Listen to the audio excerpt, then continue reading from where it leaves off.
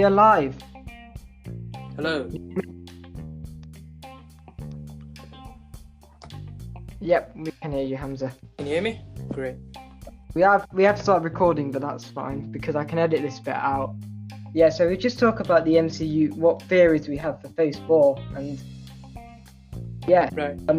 and Spider-Man. All right then.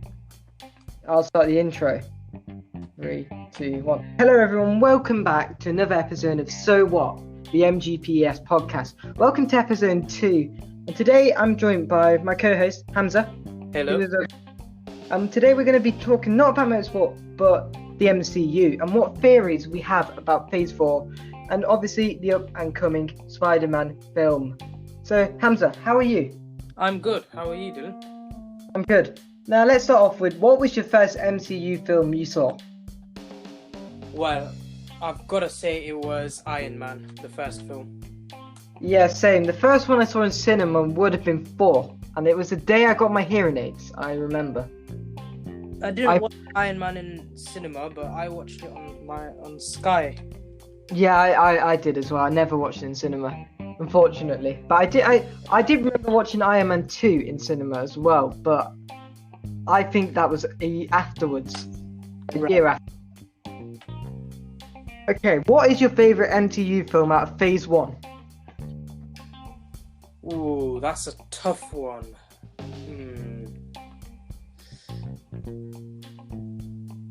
They're so iconic, that's the thing. I'd have to go with Thor, the first film. Which one? The Iron Man? No, Thor. The first film, his pilot. Yeah, Thor, I remember. Yeah, I remember that film. It was 2012. That was the year we had Captain America and the Avengers film come out at the same time. Yeah, my favourite MCU film from Phase 1 would be Captain America. I just remember it like yesterday. I remember the branding. I remember the whole storyline with Bucky and stuff. And if you might remember, at the end of that film, they showed the Avengers trailer. So everyone got hyped afterwards. So it was quite amazing. I can't lie, but that's one of the few Captain America films I haven't watched. Not much of a fan of him. Yeah, I've watched Civil War, but I haven't watched the second two, the first Avenger. I think I've watched all the MCU films, but the only one I've not watched is The Incredible Hulk. Mainly due to the fact the aftermath of that film was a mess. I have it on DVD, on Blu-ray, but I've just never had the opportunity to watch it because obviously that Hulk film was, we've all got to admit, it was a mess. Yeah. I've still got the Hulk. I remember, the thing is, I remember when all these came out, Iron Man, Hulk, when the films came out, because that era I remember a lot of. It was just amazing because Phase 1 was a bit of a mess. Have you watched WandaVision? Yeah, I haven't, but I'm going to. I'm watching it. I'm gonna go and watch it actually. I've seen some clips from it. It looks quite. I'm gonna go and watch episode 1 and episode 2 because I've got Disney Plus. In the back, it'll be on mute because we're doing a podcast. What would be your favourite film from Phase 2? I would say Iron Man 2 was also one of my favourite films. So from Phase 1. Yeah.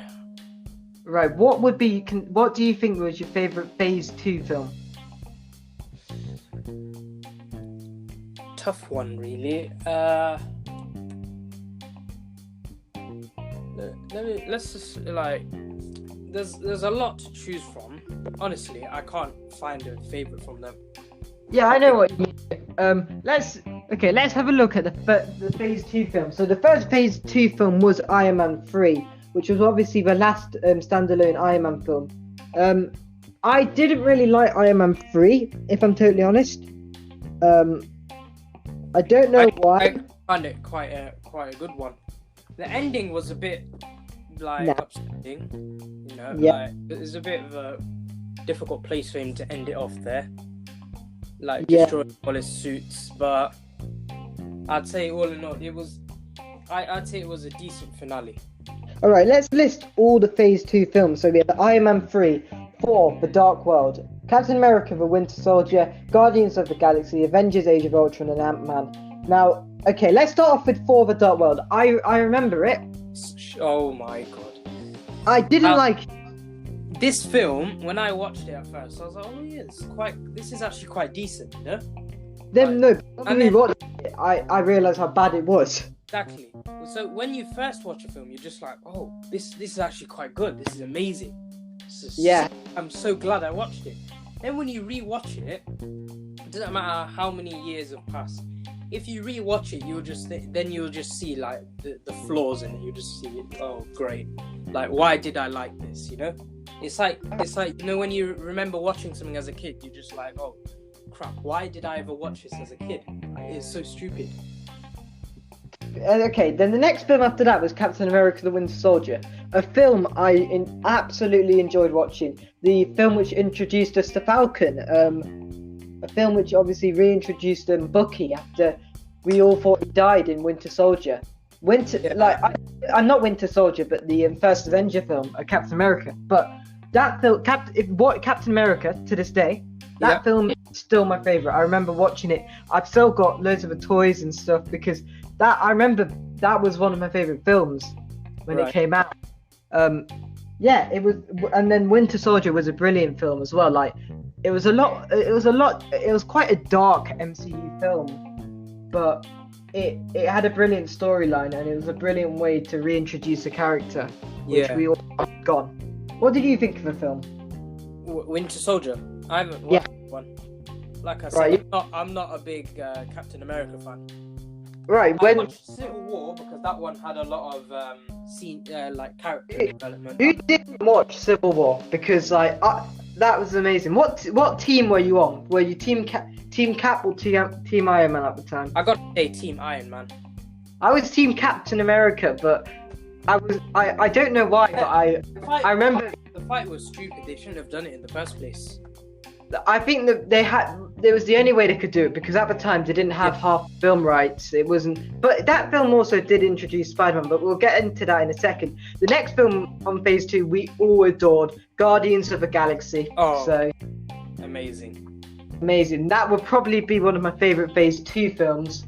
Yeah, it was a brilliant film. It was the first one of the first MCU films to not have the core Avengers. It was the first time they introduced us to someone else outside the MCU. Not outside the MCU, but I kind of like how they had Vin Diesel for the voice for Groot. And he's normally plays a hard character. Exactly, he plays characters like Dom from Fast and Furious. Yeah, you wouldn't expect him to be in kids' films. He's not in many. I wouldn't call the MCU kids' film, but like it has an audience. No, like child-friendly. You know? Yeah. I am Groot, and that's so iconic to us. But yeah, that's how it is at the moment. What is the next? Let's see. The next film after that was Avengers: Age of Ultron.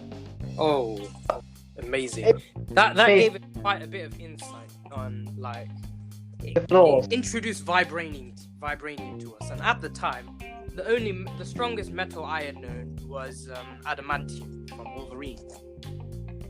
And then once they introduced vibranium, that got me thinking like, oh wait, so is adamantium not the strongest metal? Yeah. Even though technically it's a metal alloy, but still, we'll just consider it as an actual metal. Yeah, it was a brilliant film. It had obviously featured featured the Avengers. It was upsetting that Jarvis had to die, but that also helped us get Vision. It created Vision, and then Friday and all the other beta versions of Jarvis, but nothing can replace Jarvis. He is the OG. He's the OG. Now let's talk of the next film after Age of Ultron was Ant-Man. That was a good film. Obviously, Ant-Man, if you watch the original, if you read the comics, Ant-Man and the Wasp were the original Avengers, but for MCU purposes, they were not featured. But we got the Scott Lang Ant-Man. We didn't get Hank Pym, so yeah, it was quite interesting. And I think the way they did it was right. They made the film really, really good, and it was obviously a second time the MCU. I like the CGI for Pims showing him when he was previously younger and then older. It was a lot more refined compared to Civil War with Tony Stark, him at a younger age compared to him older. Now that was just atrocious, that kind of CGI. Yeah, Ant-Man also was obviously one of the first films which featured someone elsewhere. Also in that film, as you may remember, it did feature Falcon. Yeah. Oh yeah. So that it did have a bit of a link with the MCU, and it kind of brought us back to another era. And so let's move on to Phase 3. Building as well. Yeah. Let's move on to Phase 3. Phase 3 we're going to split up into two halves. The Part 1 and Part 2.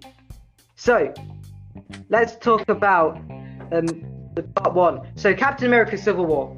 There's not much to say about the film apart from it's a brilliant film, but it's just obviously due to the lack of characters because of the film rights. It was an opportunity which was missed. Yep. Yeah, that's how I would say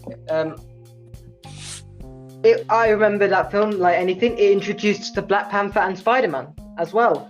It was the first time we had so many characters. Of Chadwick. Yep, the late Chadwick Boseman. And also introduces to Martin Freeman, Agent Rock. So not American. Yeah. That's like he wasn't bad in his role, but like because he's so iconic for the roles he played in the UK. Yeah. All us Brits are gonna slack him off for that. So yeah, but that's how I would say it. Captain America: Civil War. I remember it like anything. I got all the Lego sets and stuff. Because generally, like I was so hyped for that film. I still have the pop punk. The only pop punk I've got ever is the Civil War of Winter Soldier. Oh, but the one I have is Black Panther from no, it's not Civil War. It's from the actual film Black Panther. Yeah. But like I loved the way they introduced Spider-Man, and I loved the way they introduced Black Panther. I rewatched Civil War a few days ago, so the way they did it, and also the way they brought back characters, and also integrated Ant-Man into the main Marvel bit. That's the best. They did it in quite a good way. Yeah. And it also led us to the Avengers No More, in a sense. Yeah, and let's move on. And then this is where we start not having the main MCU films of like the main characters, but we start to have more new characters. And the next one we had was Doctor Strange. That was a good film. Oh, amazing! I loved it. But yeah, like this is where the MCU they got it right. I like how they were getting it right. Yeah, everything they did it. Yeah, and they couldn't have had a better actor. Benedict Cumberbatch. Yeah, without a doubt. Loved it. Okay, and the next film we there's no debating is Guardian of the Galaxy Vol 2. Now, that is my favourite out of all of the Phase 3 films, full stop. Just put down there. Loved it. Yeah, I wouldn't say it's my favourite. They made that sequel. Just they finished it. Yeah, and I love how they called it Vol 2. That's the first film. Yeah, and we also had Baby Groot. Oh, another joy. Which was cool. Yeah, it was an amazing film, and it was done in a good way. Peter's past with his dad, his mum, everything that happened. Yeah, we learned about Quill's past. Not every day you find out someone's dad is a planet. Yeah. And then you find out like it's proof and half planet. Does it make sense? But apparently that's possible. Yeah. Okay, let's talk about the next film, which without a doubt is one of my favourites, Spider-Man: Homecoming. The first MCU film to feature Spider-Man. Yep. You've got to remember when MCU started that it was the same time Tobey Maguire films were still going on, and they planned to do a film. and then eventually it moved on to a reboot. So we had Andrew Garfield at the same time. He only And then two films.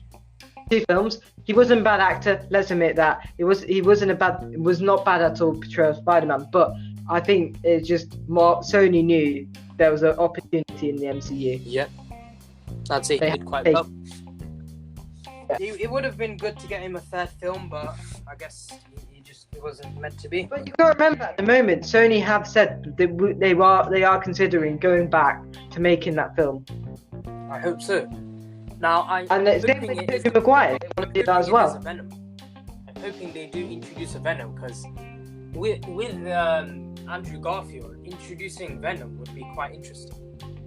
I think in the let's focus on Phase 3, but let's focus on to Homecoming. So this is obviously set after Civil War, and this is unique for not having a Spider-Man film with a backstory with Uncle Ben, with his Uncle Ben being killed. Both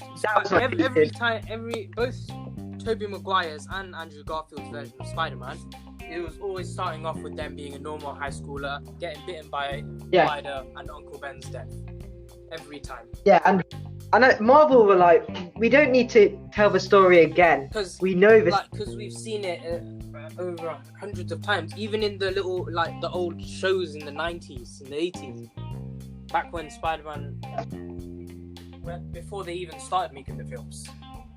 This is the first Spider-Man where we can say he generally looked like a school kid. Yeah, exactly, because Tobey Maguire, he looked like a middle-aged man. You wouldn't. Half of them, they looked like they should be in college. And then, no, I wouldn't. I would contradict that. Tobey Maguire, he didn't look too old in the first film. I think it was afterwards. Yeah, in the first film, he looked like he was basically about to finish off high school. Yeah. Andrew Garfield, on the other hand, second film, looked way too old. He basically already started the working life. So I think kind of worked that out right. But Andrew Garfield, I don't think he looked like a high schooler. He looked like a first year of college student. He was stuttering a lot more in that film. Yeah. But it was I feel like Andrew Garfield's film was a lot more darker. But the thing about Holland's film was, it was right after Civil War. It was a friendly neighborhood Spider-Man, and you've got to remember in that film, you've got to remember what he was doing with Happy. And it kind of showed that as in the other Spider-Man films, so Tobey Maguire's and Andrew Garfield's, it showed him as quite independent. He was able to make his own suit based off the wrestler poster he saw. But this version of Spider-Man, he'd already gone past that, but he still had his homemade suit. He hadn't made that completed version, the latex suit, like it was Iron Man. But instead, what happened for him was Tony made it for him. He made that like finished version, complete version of the suit. Yeah. Even though it was a bit more advanced than the suit should have been, I'd say that it was quite good. But you got to remember, he found the limits in that suit. Like there were so many locks. Take off the what was it? The wheelchair system or something. The baby. Basically, the tutorial of it. And you got to remember when Ned was in there with the Lego Death Star. Then he saw Peter and just. I like that reference. It was quite upsetting how he broke it. Yeah, but then they ended up rebuilding it. Yeah. But that film was amazing because it featured Iron Man. Now that takes more than hours. It takes at least a few. It will take at least a couple of days to build something like that. That is unless you're rushing. Yeah. But if you rush, you're bound to make mistakes. And he's made this Death Star basically practically completed. And just watching him break that, it just triggered me. Because I've played with plenty of Lego since I was little, and if I was to if I was to drop something I made, I would cry right there. Yeah. Then let's talk. The next one we need to talk about is no, let's focus on Spider-Man Homecoming. Obviously featured Iron Man. Yeah. Obviously Tony's mentor, and it features like Spider-Man growing up, learning. It's kind of showing him developing, and it shows that he wasn't always the smartest, you know. Yeah. Like even though he's like supposed to look like an independent hero, he still depends on people because he's still new. Yeah. He doesn't know what's like between right and wrong completely. And I love how the film obviously linked with the first Avengers film. Yeah. I like, and they kind of displayed other heroes as well, like how in the school when they did PE classes, they showed Captain America telling them what to do. Yeah, I quite like how they do that. This distanced like obviously at the time when Avengers were made, Spider-Man and Avengers like in film was like millions of miles away of ever happening. Yeah. So it was quite good to see that happen, and obviously it stopped like the divide between Sony's Marvel and then Marvel Studios, Disney Marvel Studios. Yeah. So it linked it together, and it was like my favorite superhero of all time is Spider-Man. Always has been and always will be, and I say that with my heart. Spider-Man because is that one that we're all familiar with. Yeah, I grew up watching the Spider-Man films, Tobey Maguire films. I've got all three DVDs. I would watch the films non-stop. I've watched it at least over 1,000 times. I remember when I was little, I had those little figurines of Spider-Man. I've watched the cartoon shows as well. I remember Spider-Man 3. I had do you know Harry Osborn? Oh yeah. And then I had the Black Spider-Man thing, which you would hung up in the wall. I got that in Canada. Because at the same time, Spider-Man was out, obviously. Well, I got Andrew Garfield's version of Spider-Man from the first film and the second. And I didn't get I was gonna get the Green Goblin, the Harry Osborn version, but instead I got Electro and I got the Lizard as well. Thing is, I don't remember getting much of Tobey Maguire. I mean, Andrew Garfield. I don't remember having much anything of him. But I think I didn't really get much either for Tom Holland, like I normally would. But obviously we are older, we do get that. The only thing, if I were to get a figurine, it wouldn't be one like to play with. It would be more one that would be for like to be for the show. So like how people would just get like.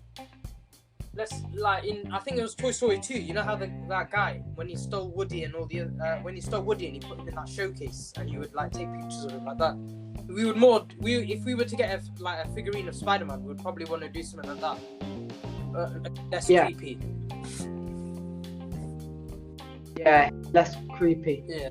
But that doesn't matter. That and the thing about Homecoming was it was like this is the Spider-Man film we've been wanted in years. It was part of the MCU. We didn't want it distanced. Yeah, and it was we are now lucky in a sense that Marvel has eliminated that barrier of the film rights. In fact, in the fact that it owns all the rights. Exactly.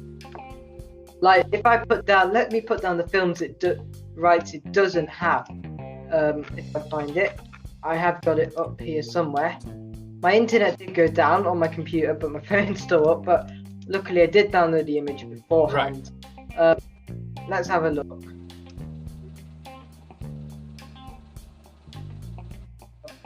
There we go. So basically, at the moment, Marvel don't. There's a certain Spider-Man characters Marvel don't have the first rights to, right? But they have like some rights to quite a few of the Spider-Mans. Obviously.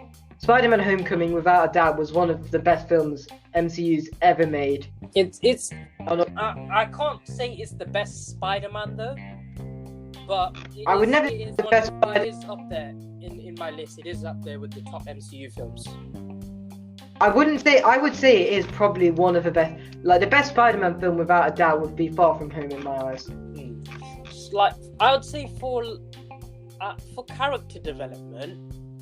Possibly, it might be Andrew Garfield's because he went through a lot more.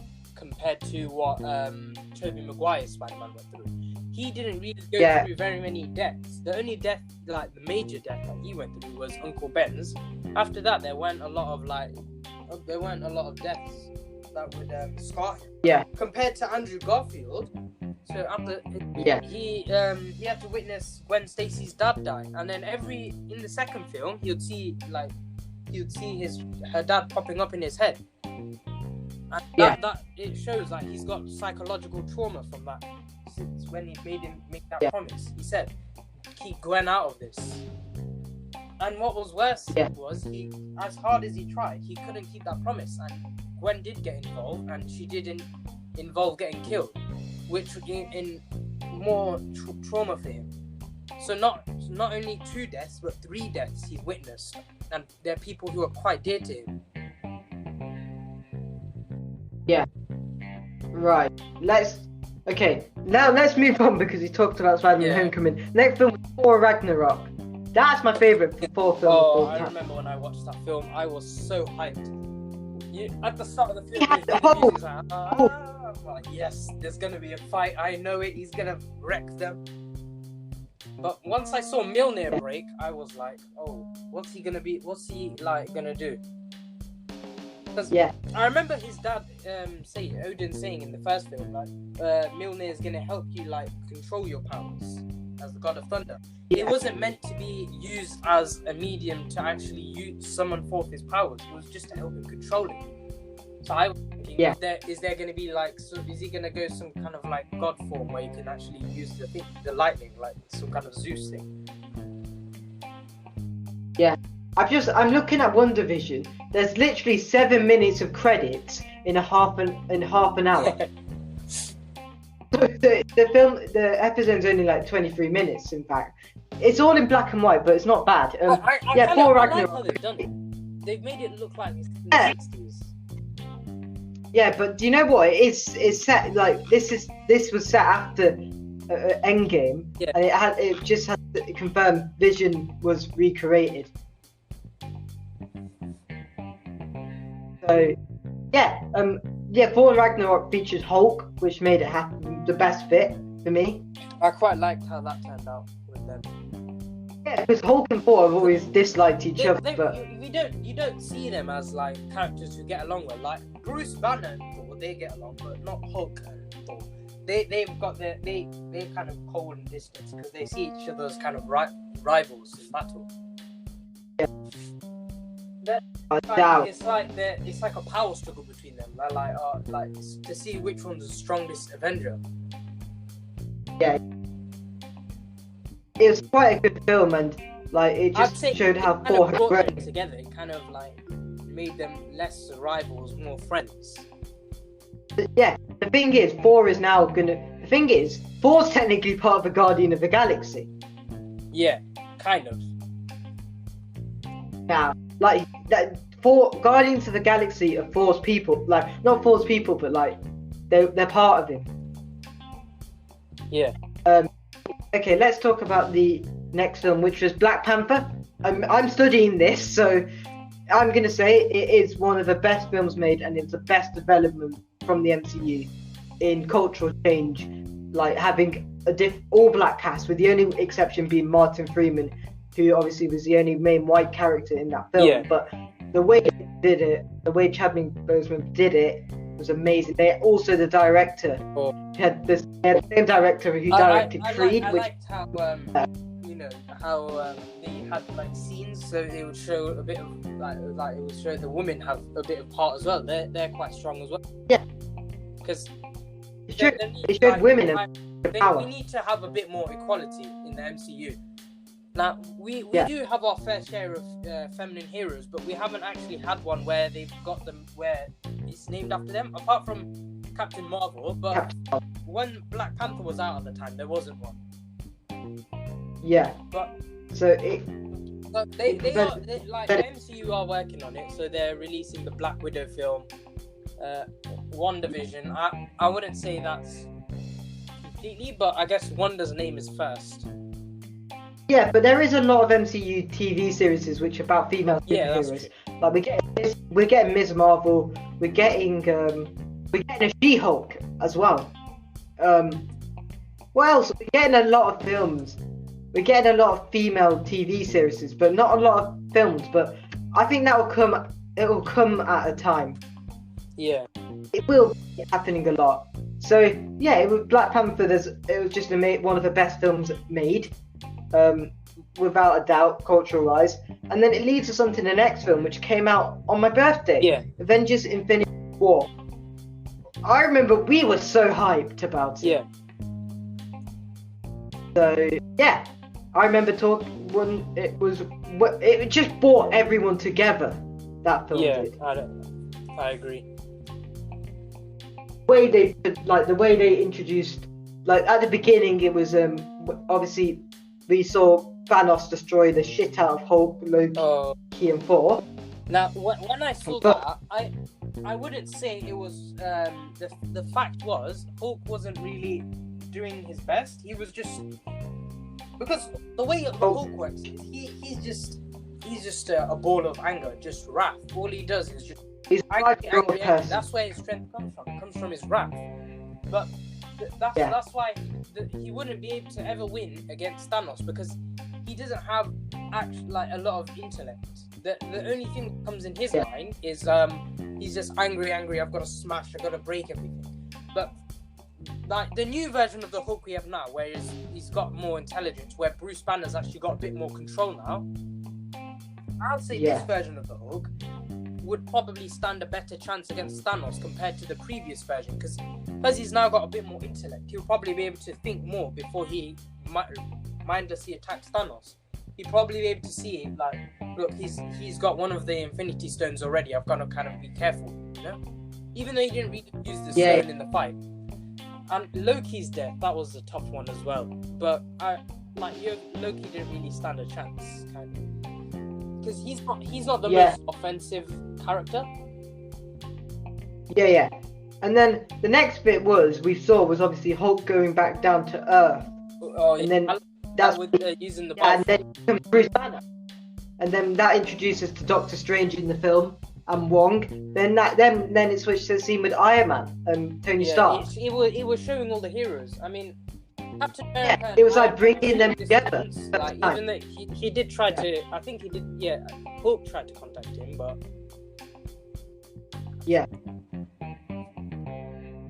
Then that's the first time we saw 4 people together when they obviously brought in Iron Man in, and then we see the invasion of Earth. Then we see the power struggle between Bruce Banner and the Hulk. As you may remember, when Hulk refused to come out. Yeah. Oh, that was quite funny. Yeah, and then it introduces to Spider-Man in that film and the role he had.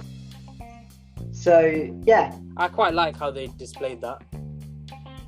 Yeah, they had 3. It's like they had their teams, and that within that, we're not going to say social groups between the MCU heroes. It's like we're going to say too much about this, but we'll do another episode on the Avengers at one point. Yeah. But then it obviously switches the teams, which Guardians of the Galaxy introduced. Well, not all of them, but half of them. Groot and Rocket will go with Hulk. Yeah. And then the other Gamora goes with Thanos. Yeah. And he dies, but then we have right. Yeah. Then we have Dylan. You did say that you can edit bits out, didn't you? Yeah. Okay. I've got to quickly just go and do something. I'll be back in a few minutes. I shouldn't be too long. Is that all right? Okay. Yep. If I leave, will I be able to return or what? No, we can. I got the footage, so I can restart. So I finish recording now. Then we'll do a call. Just message me when you're free. Okay. Done. All right. Thank you. I'll message you when I'm back.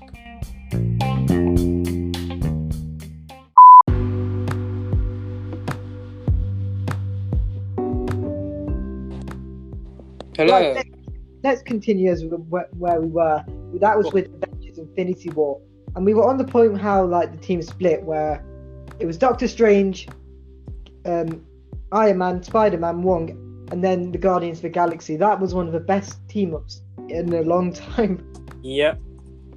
Without a doubt. And like they would have beat they would have beaten Thanos, but obviously Star-Lord's anger ruled it without a doubt. What was the next film after? We shouldn't go on to the next bit, but then the best bit, like, what was your favorite bit of Infinity War? What would be? Now it's got to be the final fight when they're losing. Thanos' army is taking over. The Avengers is overwhelmed. They're like, we're not gonna be able to survive for any longer. And then Thor you just see the Bifrost come up, and Thor just comes down, smack dab in the middle of the battle, and just finesses all of them. That got my heart jumping, and I was like, yes. And Thor's like, I've got a new friend, Rabbit and Tree Man or something. Yeah. You're still gonna call Rocket Rabbit. Yeah. I like Team Groot. He was funny. So rebellious. My favorite bit was get this man a shield. You seen that in the trailers? You're like, yes. And like that was cool bit. That was cool. The saddest bit for me was when Spider-Man was like being wiped. That was so depressing. And all of the other deaths were so quick, and then his was just slowed down, and I was like, why? Why are you slowing it down? Yeah. Every time, whenever there's a death in any show, if it's a slow death, even though it's supposed to be fast, you know that this character they're not gonna reappear for a long time. Yeah.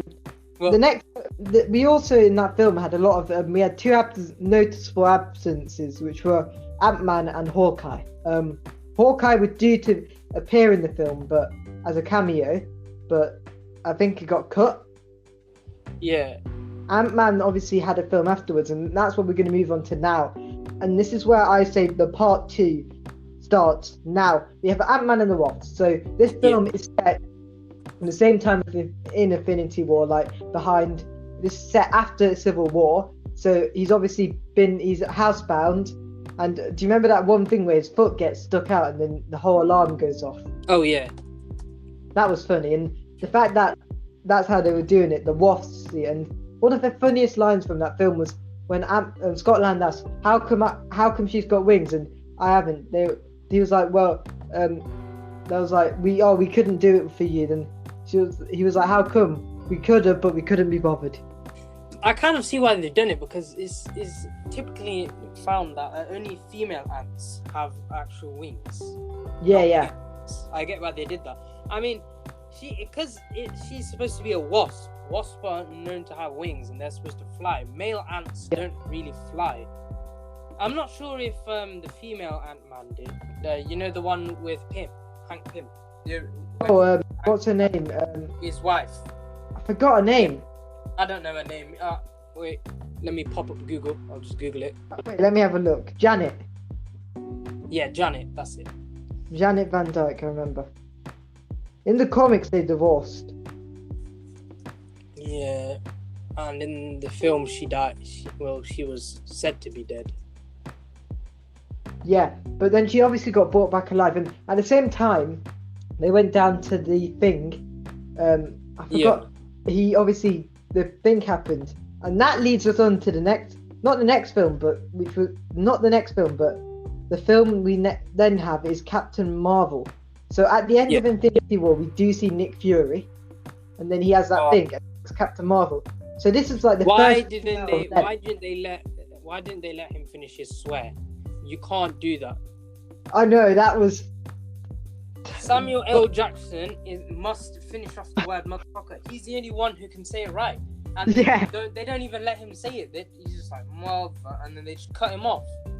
Yeah, it's it's a bizarre one, but like it made it. He did appear in the film with 2 eyes in Captain Marvel. So yeah, and then we kind of learned what happened to his eye. Yeah, it was quite funny. Yeah. And then obviously Captain Marvel, the backstory was brilliant. It was a brilliant film, first female-led film of the MCU. So that's true.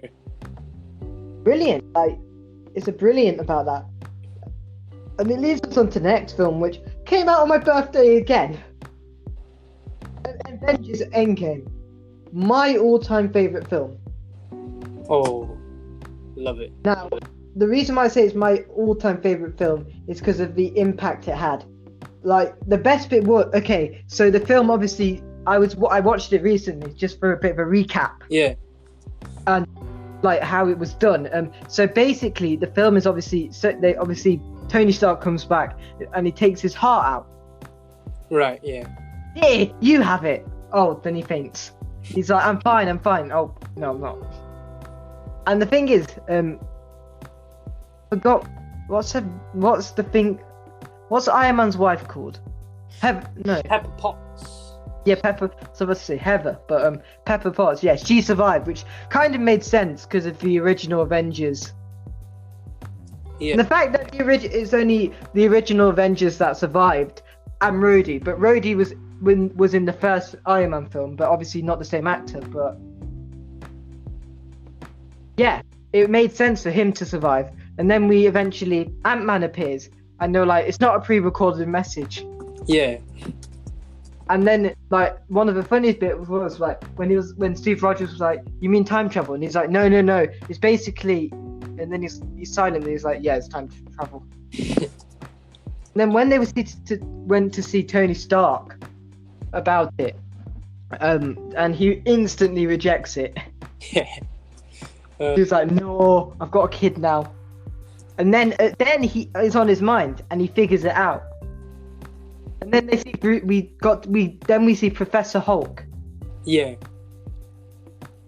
Professor Hulk, amazing. Yeah. Hulk is like, and then like the bit in the when they're like getting selfies and stuff, like, listen to your parents. That was funny. And like when they were arguing, when he was like, "Do you want a selfie with the Ant-Man?" Yeah. We have a message in the MGPES Discord server. It's you. What? It's you. What? I got a notification on Discord. That was you. About bots as we talk. Yeah. Yeah, and obviously it's set afterwards, and then we see it all start to make sense in the end.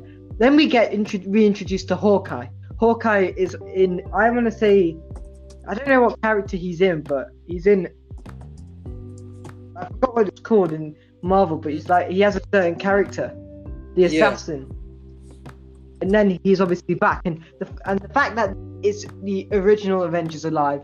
Also, we need to talk about Fat Thor. I didn't even watch. Do you know that scene? Do you know where like is Hulk in the back of a truck with Rocket? That song. Let me find it, but it's too funny. It's just the funniest bit because obviously Hulk's not big as he used to be. I'm not too sure. I'm pretty sure he was. I feel like the Hulk got like he's just like slowly just. He's lost the anger. He's getting weaker. Yeah, but he's more intelligent. So he will probably become like when he attacks, become more like strategic. Yeah, he'll be more tactical, like I was saying earlier. But like the only thing, that's the thing, his strength is the anger. But that's what like he has to risk his strength over intelligence. Yeah. I'm actually on this scene right now. It's a difficult thing to pick between. Would you rather be intelligent or would you rather? Wait. There's another scene we need. It's limited. Like I would say, you'd have to have a bit of both. You know? Can we talk about the next scene? Another scene prior to that, which is Ant-Man trying to eat a taco. Oh god. Oh my god, that bit was just too funny. And he was just getting blown away, and like everything, all the stuff got blown away. And then they were like, "Oh, Rhodey, be careful! There's a lunatic at the landing." It looks like we've lost another member of the Discord. Has somebody left? We're now down to 42. We're on 41 now. We had 42 yesterday. I know. Who's left? I don't know, but it doesn't say who's left. Yeah. it changed. Do you know what? It changed. Yes, it changed in the morning. So I take whoever somebody's left. Yeah. But they've left Discord entirely. But yeah. The next bit is, let's talk about the next bit. The next, and also no, the funny bit after that was when the Hulk comes with 2 tacos and just gives it to him. No, then it moves on to the next scene in the back of a truck with that song. Wait, is this, if you can hear it? Can't hear it completely. Look, wait. That bit. Then it starts like that. And then, look, no, and it's at the back of a truck.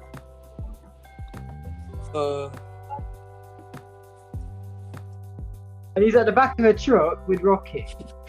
That was so funny. Without a doubt, that was so funny.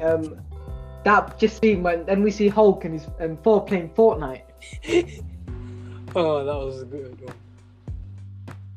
one. No, but it's a bit weird because it shows a lot of Asgard survived, which we never thought. We thought they all died by Thanos. And then obviously we see that introduced. So the core Avengers are back, and then do you know that scene when they're walking with the suits? They're walking and it's just you're laughing. It's one of the most best scenes in the film because it's not all of the Avengers. It's only some. Okay, if I go and find the scene, I've seen it in the trailer, but it shows. I'm pretty sure it shows it with. Do you know the whole of Hulk? No, it shows it only Bruce Banner. And do you know Fat and in the trailer the Fat Thor? Do you remember this scene from Endgame? Wait. I've got Endgame on I'm watching it now. New master, hey, it's Thor again. You know, the god of thunder. Oh yeah, that's what I mean. Immediately, I'm gonna fly over to your house, come down to that basement you're hiding in, rip off your arms, and shove them up your butt. Let's go find your father, you little weasel.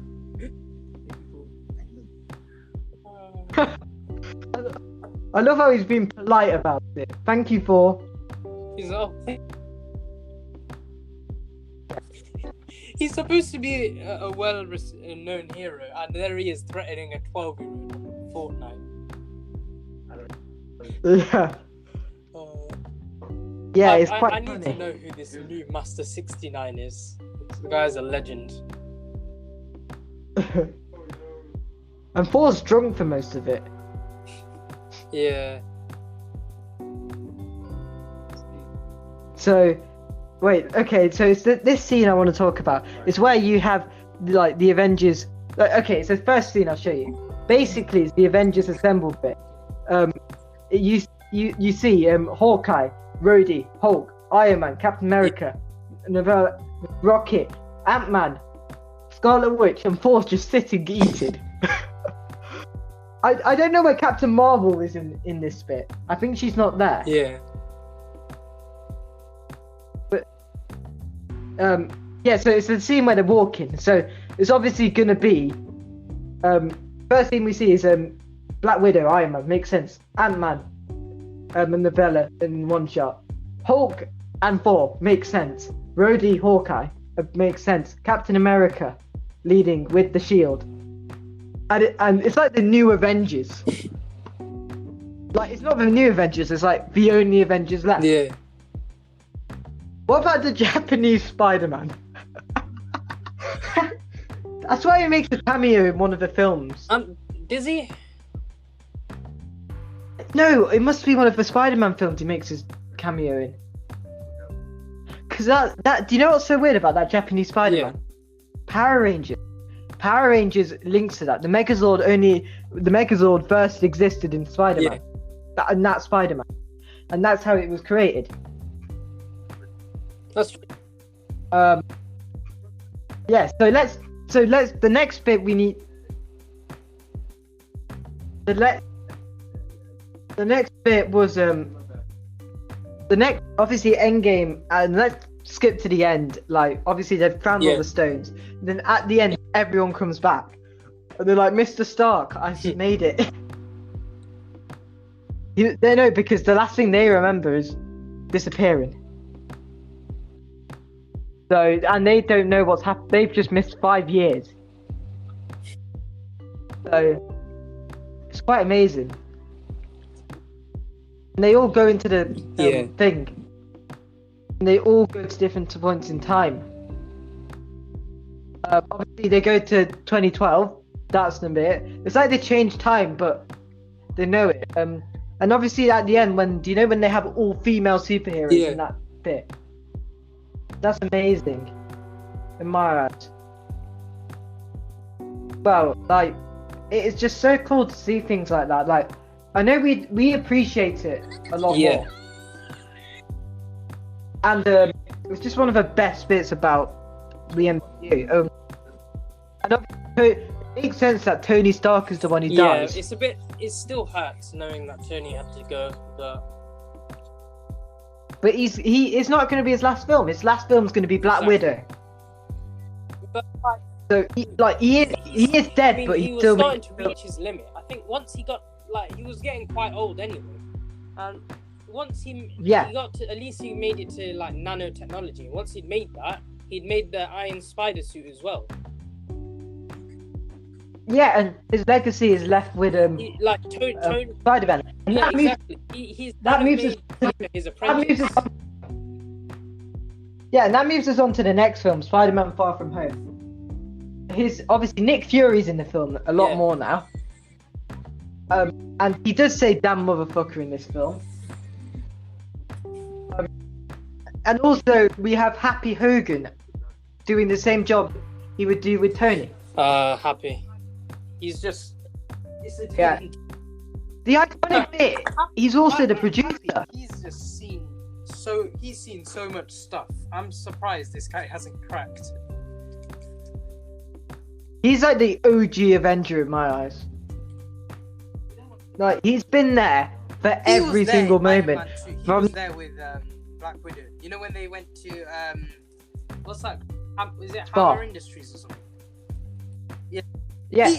He went there and he went and fought them. Yeah, he was stuck with like. It's like, I took down one person. Still, he helped her. Yeah. He took one guy off her hands, even though she basically took out everyone else. Yeah. Like, and obviously that is the last part of the MCU films for now. 2020, obviously, we know what year it was. We didn't get the Marvel films. We didn't get the Black Widow film, which was set to be the only film of that year. But we are going to get it this year, hopefully. That's true. But we have also got this MCU series, so that fills the gap in a lot of people's hearts. WandaVision's that's just enough to satisfy us for now. I know a lot of people might not like it, but come on, it's still something we haven't had at this point. They're trying their best. Yeah. So that's the amazing bit. Now let's talk about MCU theories and what we think of Phase 4. Now let's talk about the main one we're going to be talking about, which is Spider-Man 3. First third Spider-Man film since Tobey Maguire's, and it also indicates Marvel's dedication to Spider-Man by trying to bringing back every single Spider-Man actor in films. Like, this is our childhood. This is like we're Generation Z. So we've been around for majority of the Spider-Man films, apart from 2002, but we've seen it all. Well, like, a lot of people haven't. It's quite ironic. One of my favourite Spider-Man films is obviously Spider-Man 3, but obviously because it had two villains, it just didn't make sense in the end. Yeah. It was meant to be a big loophole into Spider-Man 4, but we never got to experience that. But the fact is, what is gonna how are they going to do this? This is what I want to know, because we know Tobey Maguire at this point is not going to have much screen time, because he didn't sign up so late. It's just I don't think there's a lot of people who just don't want to go back and play roles like Christopher Eccleston in Doctor Who, or or Edward Norton in Incredible Hulk. Yeah. Like he and I think Tobey Maguire inside still wanted to do it, and we've got to give a lot of credit to him and Andrew Garfield. Yeah. That Sony and Marvel want to go back and make these films. Yeah. It's like they don't want to put an ending to these characters, but they want to have them feature in one more film, at least. Like, especially in Tobey Maguire's end, because he doesn't really need another film, does he? Yeah. It's just Andrew Garfield, really, who needs at least one more film to call his Spider-Man saga to an end, because a lot of superheroes never get the ending they want, and Iron Man is probably the only superhero to this day who's got a proper ending. That's true. I mean, Captain America's got his ending. Yeah, but he's still got another film to do. He's signed up to another deal. I don't think Captain America died. I think he's still alive, but he's old. Yeah. Like, he's still here, but so, and we've obviously, I think he will appear in Falcon and the Winter Soldier. So it's gonna be quite good to see that.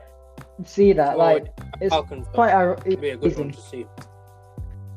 Yeah. So let's talk about the film. So we have Black Widow coming, Black Widow needed that film. Shang-Chi and the Legend of the Ten Rings. I don't really know much about it. The Internals and the Spider-Man film, which is all coming out this year. Yeah. That's a lot of MCU films in 1 year. True. So it might be a bit overwhelming for them. But the thing is, it would have been spread out, but because of the pandemic, they've got to do it. But then let's move on. Then the next film will be Doctor Strange in the Multiverse of Madness. Thor: Love and Thunder. Thor is the only Avengers character who, like, from the Phase 1, who's still got another film, because he's still got lightning. That's the thing. And the whole thing with Hulk. They've still got so much more they can show, because they've shown he can use his thunder powers without using Mjolnir or what's that axe called? I don't know. I'm just gonna call it Thunder Strike, Thunder Axe.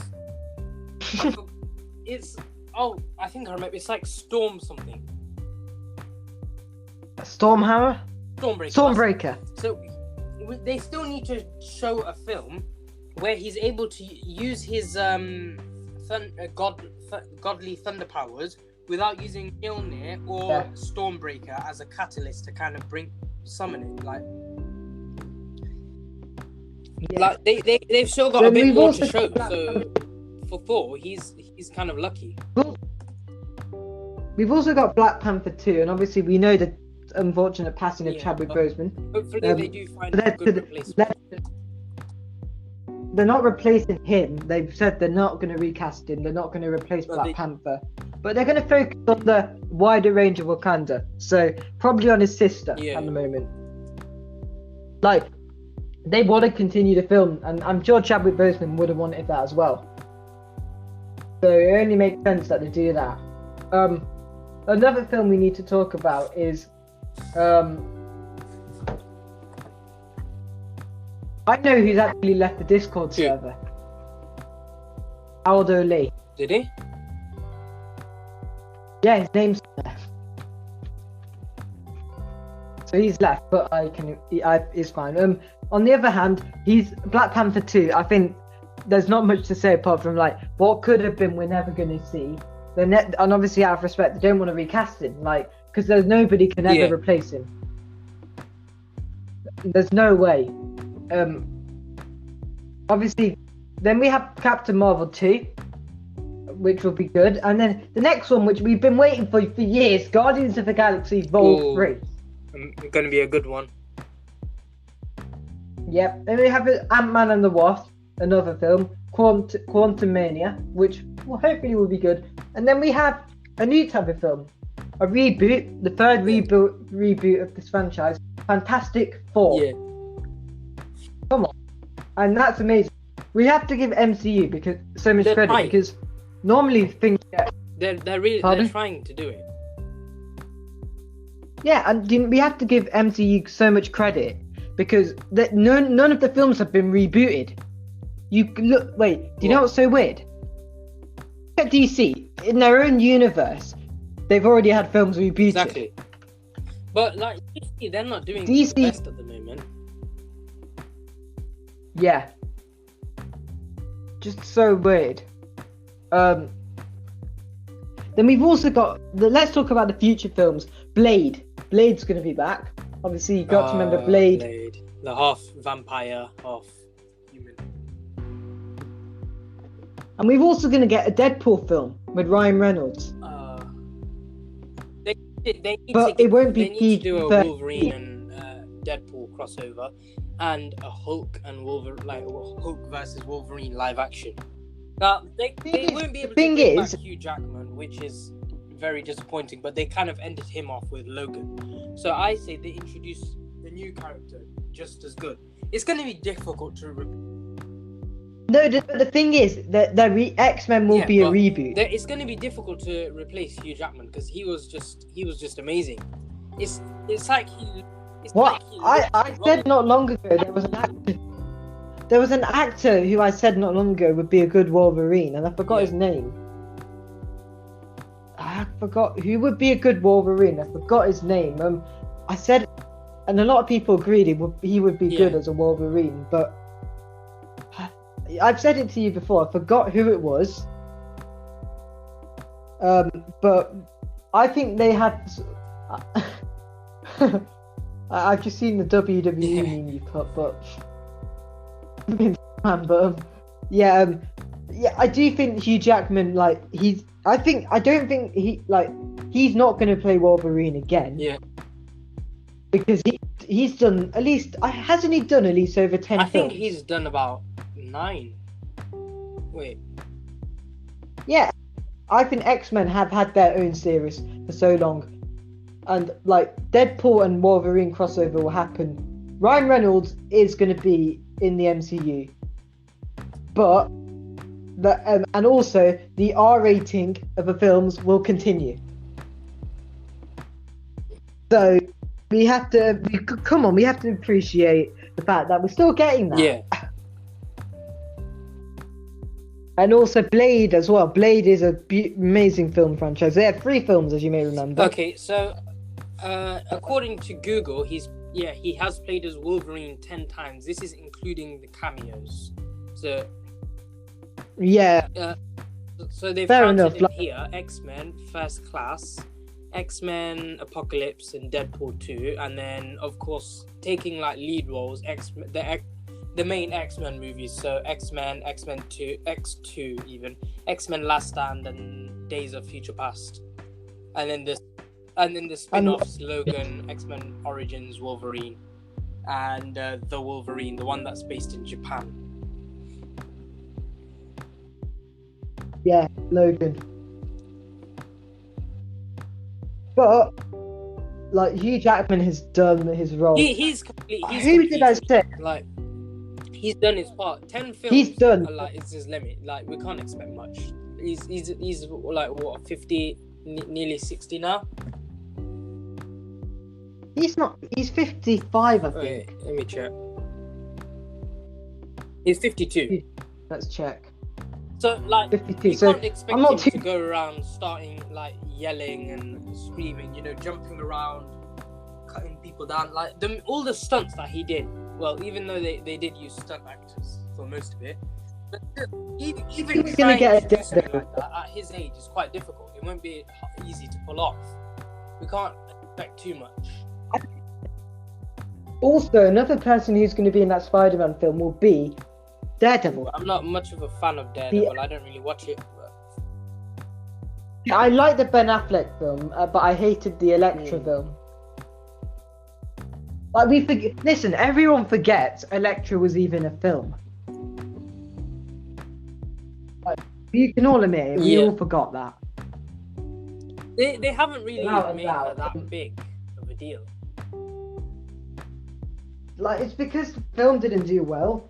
And the thing is, I think Marvel have eliminated all the competition. So, like, nobody can criticize them as much. Yeah, they like Marvel. These- I'd say they're not at their optimum yet, but they're at the point where they're just doing too good to be even. So, like, they don't even have to worry about DC catching up to them because DC is not doing too well. Like, they're trying. I know, I can see that they're trying, but they're not doing too well. I mean, let's look at the Green Lantern film. I mean, come on. It wasn't bad, but it was bad. Thor: Dark World was better. What is the worst MCU film in your eyes? Mine would be Thor: Dark World. What is the best MCU film of all time? If we eliminate Avengers. Best out of all of them, well, considering Iron Man and Thor, I'm gonna have it's a slight push. I'm kind of forcing it, but I'm gonna say Thor Ragnarok, possibly, because that one I would contradict that. It's showing like the different capabilities of Thor, and it's not like in the first and second film. It's always the same. He's throwing his hammer, it comes back to him. He can summon lightning with it. He's practically invincible with that thing. Nobody else can pick it up. Whereas in the third one, his hammer, like they showed like, oh, it might be strong, but it's not as strong because you could see his sister. She just she broke that thing with one hand. And it shows like it kind of shows that like he does have another strength. He can use thunder without Mjolnir as a catalyst. Wait, I think we should contradict that and say the worst film is Incredible Hulk. You need to be more specific here. Which one? The 2003, 2007? 2008, because that was in the MCU. Yeah, it does count because Tony Stark was in the film. That's true. So and also, a lot of the characters, one of the characters from that fourth film appeared in the MCU, so it's an MCU film. So yeah, I think the reason I'm saying that will be my worst film, because it was Edward Norton. It was a mess. The Edward Norton, and you've got to remember, Edward Norton didn't do any promotion for that film. Like, do you know he wrote the script? Yeah, I quite liked it. And like, he's not credited. He did quite well as the role. It's kind of upsetting. No, so wait. Get rid of him. No, he didn't want to continue because he just didn't want to do it. Because they had to get a replacement. I mean, he was doing so well in that film. To be honest, but I think Mark Ruffalo's a better Hulk. I don't like the way Mark Ruffalo's is because his is that like shows the Hulk as a weak comedian. Now, when we look at the 2003 Hulk, now that one's just, and it's just disgusting. I don't like how they've done it. That thing was confusing. I could barely watch that film. His dad was some kind of. He was water. He was lightning. He was everything. He was basically every element. It didn't make sense.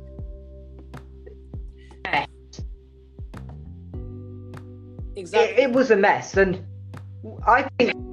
Okay, with Phase 4 will also mean the first time we're getting no Avengers film.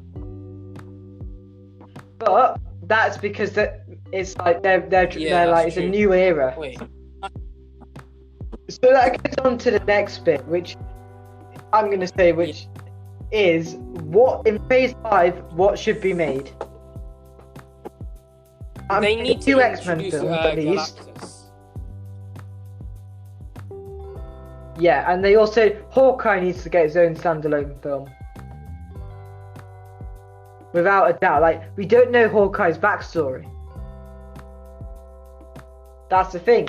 Hawkeye's like, he's getting his own series, but shouldn't he get his own film?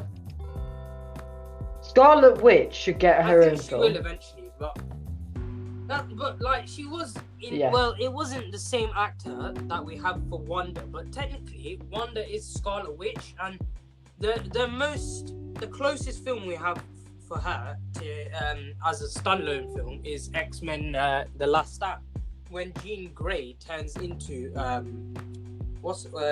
Scarlet Witch, because Scarlet Witch was originally Jean Grey. Yeah.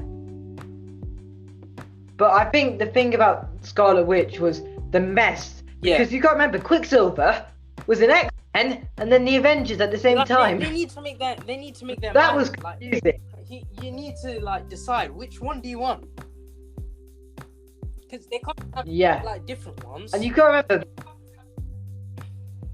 Yeah. You know what's so weird? Justice League haven't got a second film which they were meant to get. Wait, I'll tell you what this is like from. This is what was meant to happen. So, Fantastic Four was supposed to get a film. No, actually, I shouldn't say that's right. So we didn't get Sinister Six. We did get Wolverine 3. Yes. We didn't get Fantastic Four 2. Spider-Man that got cancelled. They made Spider-Man 3 as well. We didn't get the female lead Spider-Man. That was planned. We didn't get the Flash film, which was meant. The Flashpoint one? No, the one with Ezra Miller. Yeah. Never happened. We did. Actually, we did. Do that. It doesn't seem like they haven't done anything with that. We're not gonna. We were meant to get Inhumans. That became a TV series instead. We didn't get Amazing Spider-Man 3, but that might happen because Sony have said Marvel are willing to do that. We didn't get Justice League 2. We didn't get Cyborg. We didn't get Green Lantern. We didn't get X-Force, Gambit, Sandman, Justice League Dark, another Spider-Man Superman movie, or we technically are, but the untitled Batman movie.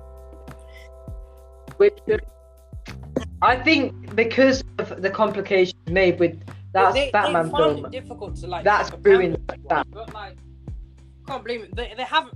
Let's be honest. We all know Adam West is the best Batman so far. What about Christian Bale? One of the originals. You know the original Batman. That's without doubt. Mayor Adam West. George Clooney. He didn't stand a chance. I asked my dad about that film, and I asked him name the 3 Batman actors in that film series, and he couldn't name George Clooney. Like he knew George Clooney. He's like all the one that the one that all the women like. Because how is he Batman? That doesn't add up.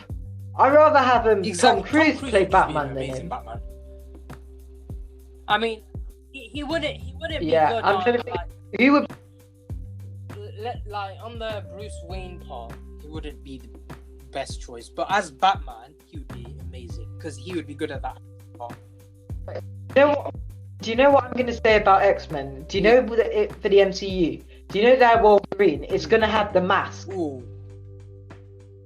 I think that's going to happen. Because in the comics, Wolverine had a mask, and the Fox films, that never happened. The mask, he was good. So yeah, look good. But who would be in your ideas? Who would be your perfect Wolverine actor who's not Hugh Jackman? To be honest, it's too difficult. I had one replaced. Yeah, I said not long ago there'll be someone who would be perfect for that role. I've got the guy's name. It's somebody who I think I can't remember, but I've said somebody who would be a perfect Wolverine actor, but I remember you agreeing with me, but yeah. Also, let's talk about film rights. Shall I tell you the only film, right, that Marvel don't have from the Hulk franchise? Rick Jones. That's true. They did not own that. Obviously, they own a bit of Netflix. Netflix own a lot of the rights, but that's gone back to Marvel now. So this is a bit out of date. I'll tell you what Marvel technically own now. They technically own Doctor Octopus and Electro, and also Gwen Stacy and Mary Jane. But do they have Anti-Venom? I want to see it like. No, not Carnage. Carnage. So he's like Venom, but only it's the primary color is white and the secondary is black, and he's got red eyes. And it's supposed to be like you know how you've got protons and electrons. I think it's similar. I think Sony. So like the normal Venom, that's like your positive version of the symbiote, and then Anti-Venom, it's like. It's the negative version of the symbiote. But if Anti-Venom was to come in contact with Venom, Anti-Venom would destroy Venom because they can't be together. It would just obliterate him. Anti-Venom is supposed to be like a stronger version of Venom. In some of the Spider-Man games, he does reveal some. He does have they do show scenes with him as one of the main villains. I think Sony have but they are. Marvel is going to show it, but through Sony, without a doubt. But my question is if Anti-Venom's going to make a show, and I want to see like the different versions of Spider-Man. Like they are going to do. Do you know what I'm thinking? For this Spider-Man film, I think like there's so many characters which are in like that film, but haven't been announced. The cartoon version of Spider-Verse, they had Spider-Man Noir, they had the robot Spider-Man, which was a bit of a weird one. I don't know how that one worked. I mean, she had the dead spider body. The spider, she had the dead body placed inside a robot. That doesn't really make sense to me. I don't know. I don't really see how that worked. It wasn't really spider-based powers. But somehow it worked. We should. Okay, what Marvel film? Okay, what would your ideal Phase 5 be? Now, I want to see a Captain Marvel 2. That's happening in Phase 4. Too bad then. Well, I guess they could. No, it wouldn't be successful. I guess what they. I'm gonna say one, but the Spider-Gwen. That might happen, but I don't guarantee it will happen. But that's something I want to see. I do want to see a what film? I do want to see a Silver Surfer film. A bit better than the other one, the older one, because that one's just no. Yeah. I do want to see a Captain Falcon film, and I do want to see. I want to see a I don't know. There's quite a lot of films I do want to see, but I'm not sure they'll ever make it for a lot of reasons. But a rocket film. And I want to see a Quicksilver film. No, wait, a Rocket and Groot film. Like that would make sense. Yeah. Exactly. Because they are a duo. Ant-Man and the Wasp. They need to make one similar to that. Because those two, they're like brothers. Another film I'm going to say they need to make, without a doubt, is Hulk. Yes, definitely. They haven't been able to continue an actual Hulk series. It's one of the few that's only got one film at the moment. The annoying bit is it's Universal who will present the problem like is literally. they got rid of Edward because of Ed Norton. He didn't want to do it anymore, and then they replaced him with Mark Ruffalo. Now for the Avengers, Mark Ruffalo was good for Avengers, but as a solo Hulk, I wouldn't want him. And I definitely don't want Eric Bana. No, but that guy was just a joke. But like they need like Ed Norton's version of the Hulk. That one was they just like displayed the best version of him. Proper anger. It even showed him getting stronger as he destroyed things. Do you know every time you say Eric Bana, I keep on thinking you mean Bruce Banner. It's quite ironic how his surname is Banner, but it's it's B-A-N-A. It's like it's. I'm not in my head. I'm just thinking, wait, don't you mean Bruce Banner? You're saying it a bit wrong there, aren't you? Yeah. Eric, it means Bruce. I'm gonna say Edward Norton's Hulk looks better, but like do you know why he didn't like do you know it's the lowest grossing film of the MCU, and do you know the final edit of the film? That's what they disputed with. That's why it never materialized. It's a massive shame, but come on, Mark Ruffalo stepped in. Yeah. He stepped into that film, and he did a cracking job. And it's like the Hulk never disappeared. Like we know it's a different Hulk, but we know it's the same Hulk. So, without a doubt, you can't remember the Eric Bana film was a joke. What does Eric Bana even do now? Nothing. Hulk, he does nothing. Film pretty much ended his Star career. Trek. He does nothing. He does literally nothing. He's Australian as well. Australian actors, they're not bad, but it's just... Yeah. I don't know what to say. Do you think how much money it made in the box office, the 2003 Hulk film? 245.54 million, and the budget was 137 million. That's bad. Yeah. And then, wait a second. The Incredible Hulk did worse. It hurts, but it's still a good film. Yeah, it's still a good film without a doubt. Obviously, Hulk.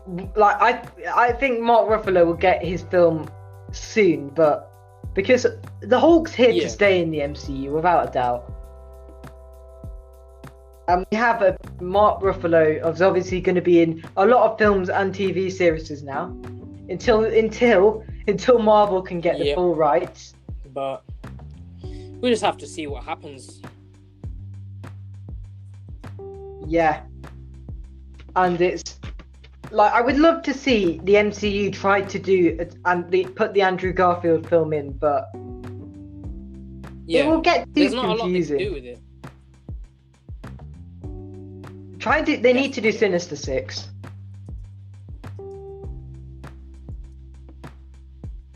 Without a doubt. It's just Edward Norton missed out on the opportunity to do a good. Edward Norton, I know he's one of the unlucky MCU actors who just it never materialized or worked out. Yeah. So. There's not much we could have done for him. Everyone liked the film. It's just he didn't like the film.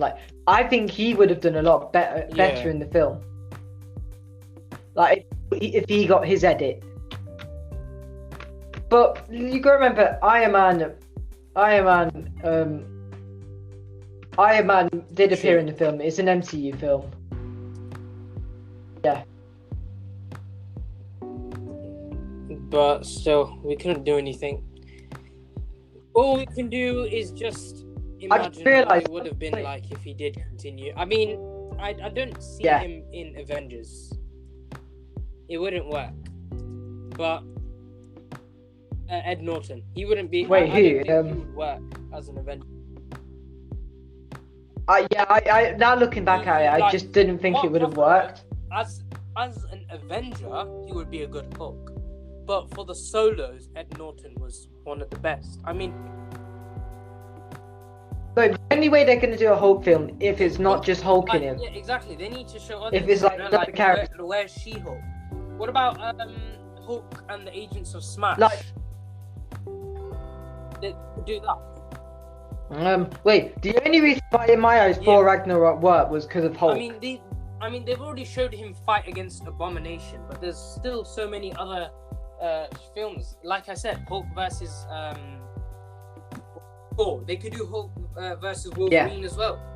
Both of them, because they are in the 80s. They made films on like cartoons and live action. Well, I don't think they made a live action for Hulk versus Thor, Wolverine, but they did make one for Hulk versus Thor. It's a really old one though. That's when he was like a Norse god, like mythical. Oh yeah. With the head, with the thing he would wear. He actually looked like an actual Viking. Yeah.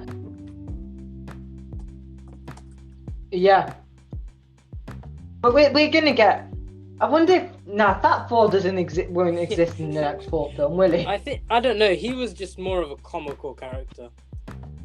The fact he didn't even lose weight was just atrocious. You know, he did, but like that was at the end. You should have. It was like they got the fat out of him. Once he found out he could have killed Thanos. Yeah. And I've been Thunderbolt Ross was in. Thunderbolt Ross continued in the MCU. But the difference is, it was. The thing is, do you know what it means? If they put Hulk make Hulk do a solo film. That means they're rebooting something within the MCU. But it's not really rebooting because you got to remember Spider-Man. I mean, the Batman films in the late 80s, early 90s. Yeah. No, I should say the 90s. They were changing the Batman actor, but not rebooting. Maybe. I think that's what's going to happen here. But the only way they're going to do it is if they have She-Hulk, and She-Hulk's getting an MCU film. Who they will pick as an actor? Like, I don't have a preference. Like, there's no one I see as She-Hulk because we haven't seen any actual films for her yet. So it depends on what happens. Once they release the film, then I'll like set my thoughts on it. I swear they made it. Nah, I've seen a film. I called a film called Kiss of a Spider-Man Woman, but I thought that meant something else. Well, I don't think there's much left to say about this. I can't think of any other theories I can come up with, apart from a Galactus. Yeah. In a film, he wouldn't be in Avengers, but I think he'd either X-Men or Guardians of the Galaxy. Even though he's more likely to be in the X-Men universe. Do you think Star-Lord won't get his own film because Vol 2 focused on that? The upsetting thing about about the second film was Star-Lord. His planet abilities only came from once his father died, he kind of lost them abilities because it originated from that planet, and with that planet gone, you can't really use it because it's just useless. Yeah. The thing is, Fantastic Four is the most interesting one in my eyes. When it rebooted it, they wanted to integrate Fantastic Four in the MCU, but I'm not sure they wanted to do it in that way. Fantastic Four, they need to like get it right. They haven't been doing well with it. Yeah. like Silver Yeah. Surfer, even the reboot. That's the thing. That reboot wasn't the best. They could improve that. Like, there's a lot more they could have done with that to push it further, but they just didn't want to take that extra step. I've just realised. Do you know the thing about Johnny Storm? I mean, do you know the thing about Mr. Fantastic and Invisible Woman marrying each other? The 2015 cast, Invisible Woman married the Thing. So the actor, Kate Mara, married Jamie Bell. But the other way around. The director messed it up. He made them marry. To be honest, I think the wrong reality. Yeah. Okay, you can't admit the original Fantastic Four films, which were released in 05 and 07 respectively. I'm sorry, but it looked They like were it good. should have been made by Warner Brothers and just be made of complete CGI. The first Fantastic Four film was good, Yeah. but Rise of the I'm Silver sorry, but Surfer. Mr. Fantastic as a rubber man or a elastic man, let's just call him a rubber man. He's just not trying hard enough. There's so much more he can do. Now, this is nothing to do with it, but there's an anime version of a rubber man, and his name's Luffy in One Piece, and this guy, he does a lot more than Mr. Fantastic and Mr. and what's his name? Is it Mr. Elastic or the Elastic Man from DC? He does a lot more compared to them two. The anime version of the Elastic Man. Well, they call him Rubber Man. That is, he is a lot. He pushes his capabilities a lot further because with rubber you can do a lot more, can't you? It's all about stretching, and with stretching, you can build up momentum. So if the way they do it, they just like stretch themselves out to make their fists bigger or their leg bigger to make their punches stronger, like increase it. But it doesn't work really because you kind of lose the density in your bone. You've got to have a really super dense bone for that to work. Wait, you need to listen to this out. I've just found out who was meant to play Doctor Doom in the 2005 Fantastic Four film before they dropped out. Nicolas Cage. What? Sorry? How is he supposed to play Doctor Doom? They got Julian McMahon, who's the son of the Australian Prime It Minister. would have been so crap. I mean, he hasn't had a good film since just Ghost Rider. The sequel to Ghost Rider. It looked like he was dying. Like, what happened to the skull? It was black. It was made of smoke. Never watched. It was basically withering away slowly. He was turning to ash. It's like he couldn't handle the Ghost Rider power anymore. Mate, wait. Shall I give you the statistics of Fantastic Four 2015? 155 million made in the box office. Box office. Guess how much? How much? I don't know. I'd say 20% less than that. No, they made money, but like not enough. It was 167.9 million, and they spent 155. It was literally, and I don't think the cast wanted. That cast didn't want to do it. But like, I know we all knew the MCU was gonna. I think the Doctor Doom in that film was really good. He did the best he could. And I just think it was everyone else who ruined it. It's the actors. Just like they made Johnny and Sue Storm adopted. It's so stupid. Like, what are you trying to do? I remember I know you were trying to make. They were trying to make obviously a bit of involvement in, but like they just tried to obviously improve diversity, but don't do that. It's just one of the things you can never do in the MCU. Actor for what's her name, Miss Fantastic. or the Invisible Woman. What's her name? Jessica Alba. Yeah, that one. But I've seen her before, and she does films like fucking Spy Kids, and they've chosen her to be the Invisible Woman.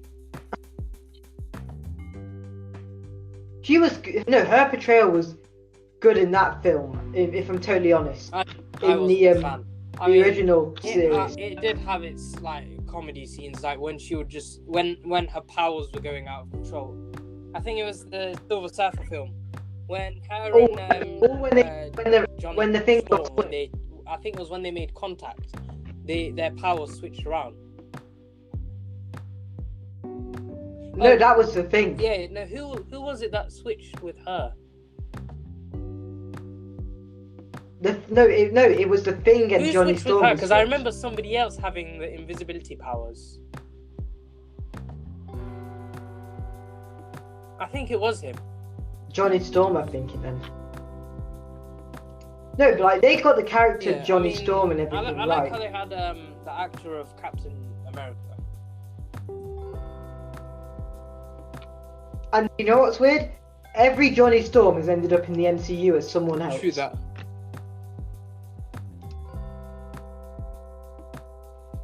When was the last time we had a character ended up in a franchise? Like another franchise? Come on, that's brilliant. But there's not much we can really say about this now. Apart from DC are fucked, Marvel are right. And there was a point in time when we thought DC were doing it right. Yeah.